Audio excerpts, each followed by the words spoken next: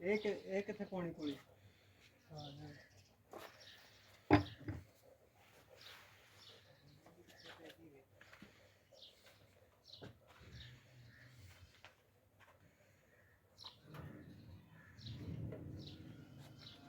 ਤੇ ਕਦੀ ਗ੍ਰੇਸ ਗਰੂਸ ਨਹੀਂ ਕੀਤੀ ਇਹਨੂੰ? ਇਹਨੂੰ ਕੋਣ ਪਹਿਲਾਂ ਗ੍ਰੇਸ ਨਹੀਂ? ਉਹ ਯਾਰ ਹੋ ਜਾਂਦੀ ਹੈ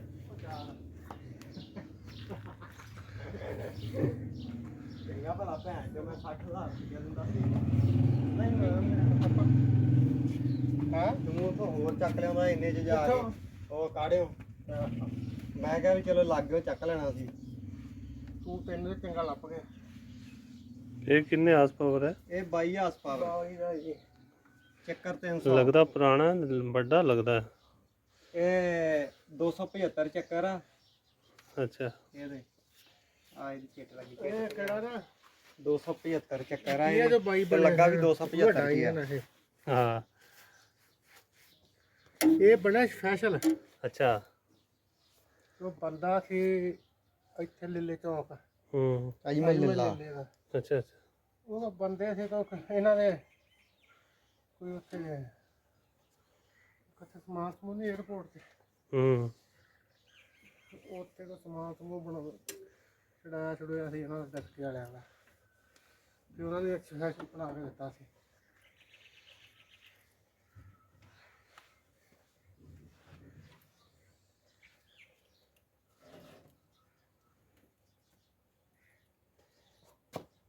ਤੇ ਇਹ ਕਿਹੜਾ ਹੋਰ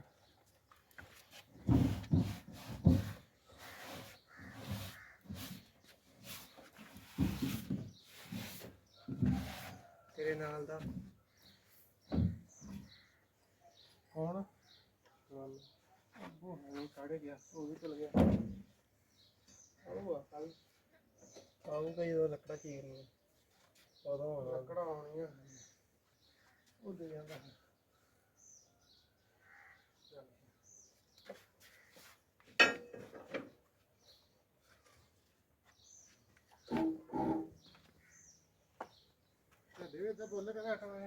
ਨਹੀਂ ਯਾਰ ਅਸੀਂ ਆਪ ਨਹੀਂ ਬੋਲਦੇ ਹੈ।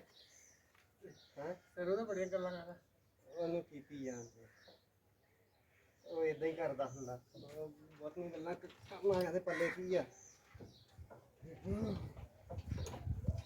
ਇਹ ਕੱਲੇ ਦੀ ਬਣਾਉਣੀ ਸੀ ਵੀਡੀਓ। ਸਾਰਿਆਂ ਦੀ ਬਣ ਰਹੀ।